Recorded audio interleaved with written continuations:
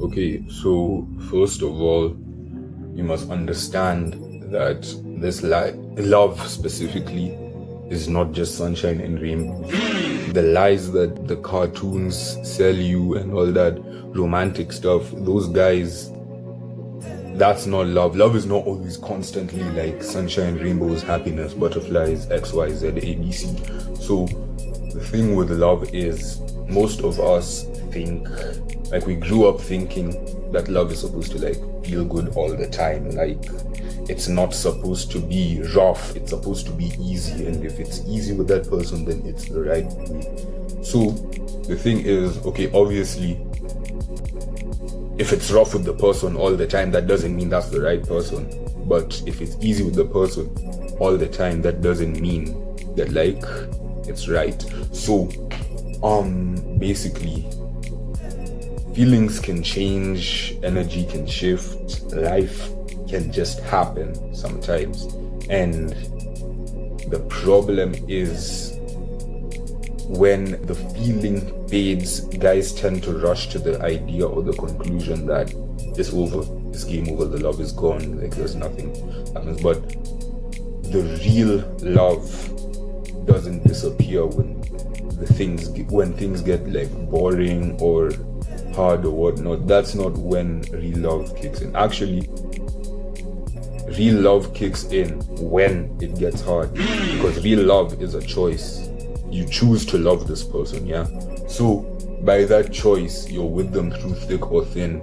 So the real love actually comes into the test during the rough times. Do you stick by me when things are going hard, when things are going bad? Do I stick by you when things are going bad? So it's just a matter of sticking together during the trying times. That's when you can actually call it like real love and not just some fairy tale. You should also understand that the person you're with, like, are you attracted? Was the point of the relationship just of attraction, or was it like for commitment?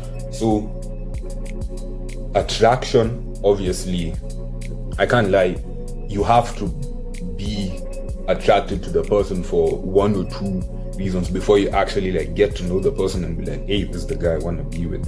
So attraction opens that door for you the first time, but what keeps you in is commitment. If you're not at a point where you're ready to commit, then I don't think you should even be thinking about getting into a relationship, bro. Just go be a pimp or something, bro. Make it profitable, I guess. But I don't promote promiscuous behavior, by the way. Please stay loyal, guys. Anyway, so most relationships end up failing because they were built just solely off attraction. Like, you dated that person just for looks or validation from your friend group, yeah? So what happens when what you are attracted to that person for, like, let's say if you are attracted to this person because you thought like your friends would be like, hey, you're so cool for it, you're so cool for it.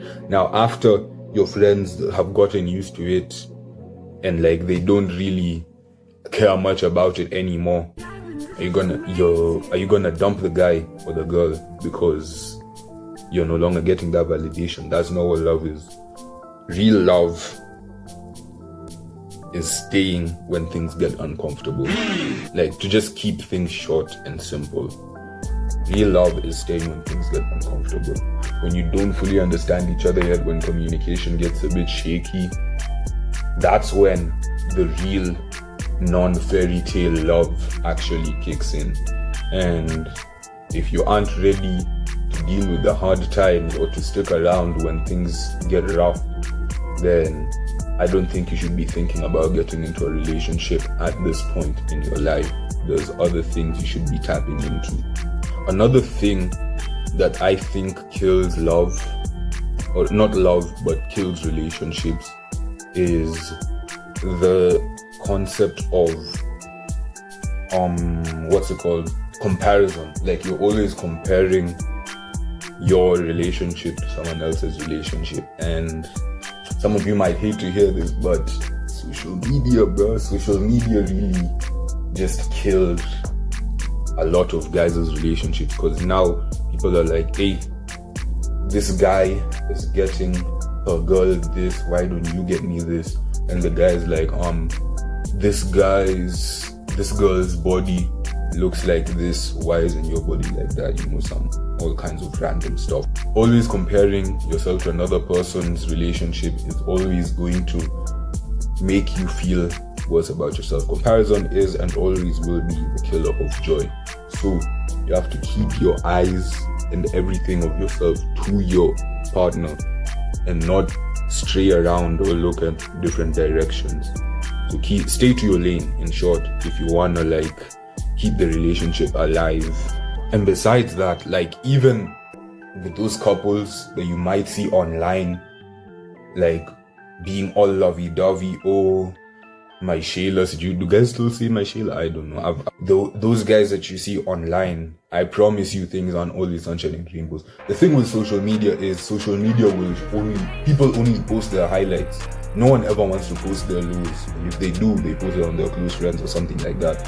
So no one's ever gonna post their lows. So you're looking at these guys thinking they're all perfect, but that's only the tip of the iceberg. You're not actually seeing the stuff that they're going through behind the scenes. So if you compare yourself to guys that are also imperfect, but they only show the perfect side, then my guy is not looking good. You're headed south. So what I think the main killer of relationships is communication. No communication. If you don't communicate, your partner is never gonna know what they did wrong. Let's say if my girl does something that offends me, yeah, but then I'm like, oh, my girl is super girl, she's gonna understand everything that going through me, she's gonna read my mind and whatnot.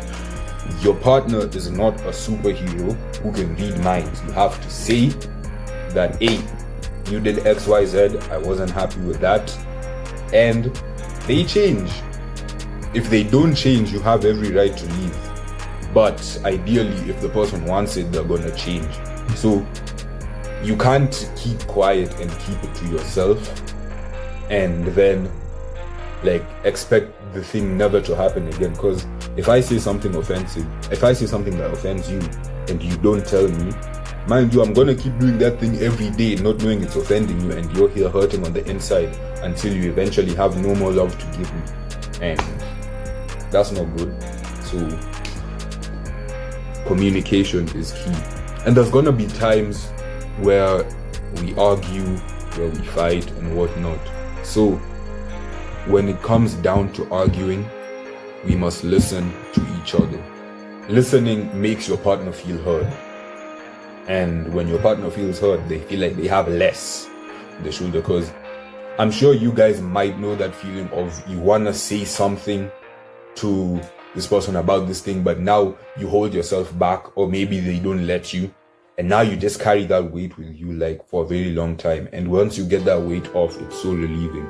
So do what you want to be done to you and listen to your partner. Listen to your partner. Let them tell you X, Y, Z. And then you listen. And then when it's finally your turn to speak, you talk, they listen.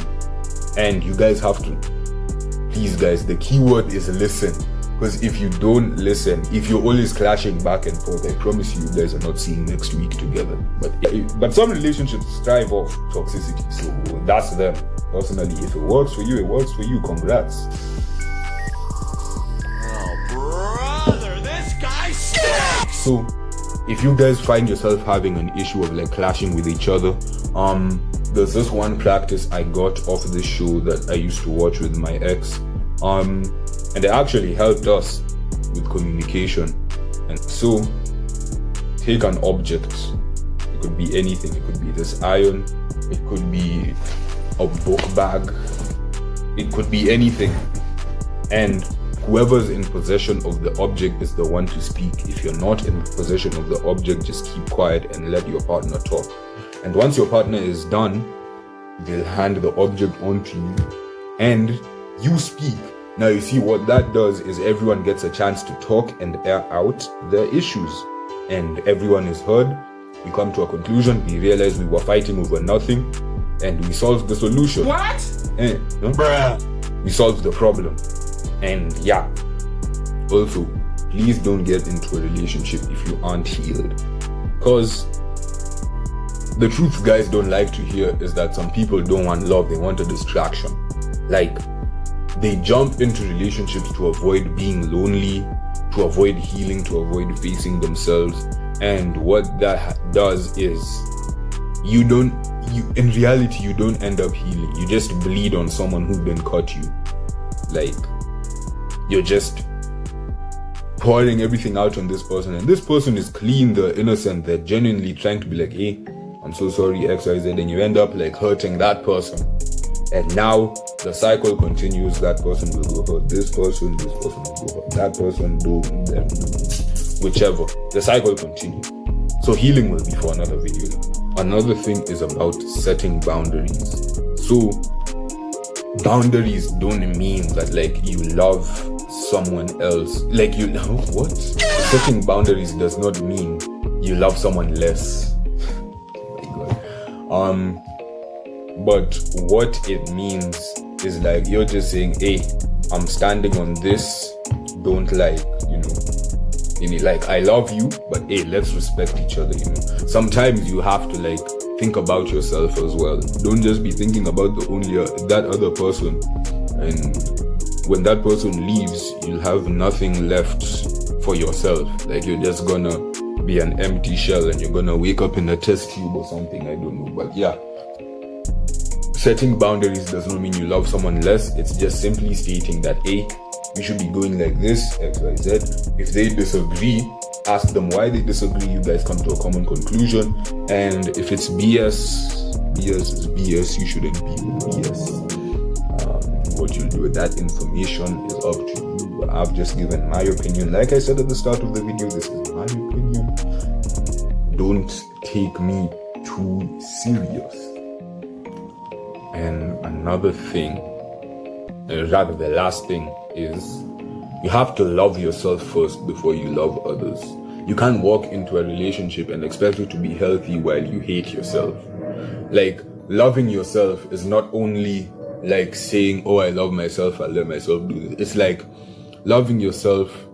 If you love someone, you won't let them do like if you love your friend, you're not gonna let them jump off a bridge. Like, you're not gonna let them do negative things that are gonna harm them, yeah? The same way you do that to yourself. It doesn't have to be physically, but also mentally. If you love yourself, like, know your worth, basically. Like, if you don't know your worth, you'll accept anything and everyone. We're gonna see you posted up with something that's gonna change you. Gonna change you for the better or for the worse. All I know is that it's gonna be a canon event. So know your worth. Yeah. I think I can conclude this video. Love should feel safe and not confusing. It should bring peace, not constant anxiety. And sometimes, at the end of the day, you can do all this and like the person still leaves. It's happened to me and I think all my relationships. But sometimes the relationship wasn't meant to last, just to like teach you something, whether it's your standards, your boundaries. And hey, personally, all the exes I've had, each one, okay, not everyone was better than the last one, but all of them collectively have taught me something, and which is why I'm always grateful for them. Because like, now I know with the next one that's coming, there's things that I just won't accept with them to protect my peace and to keep our relationship lasting. So yeah, I think I can conclude this video. I hope you guys enjoyed my yap. Thank you for clicking yet again. I'll try be consistent. No school, A-levels, blah blah blah, all this stuff I have going on. This year was terrible for me, so it's like kinda a lot. But hey, hope you guys enjoyed. I'll see you guys in the next one. Should I insert an outro here or something? Gavin, this is amazing!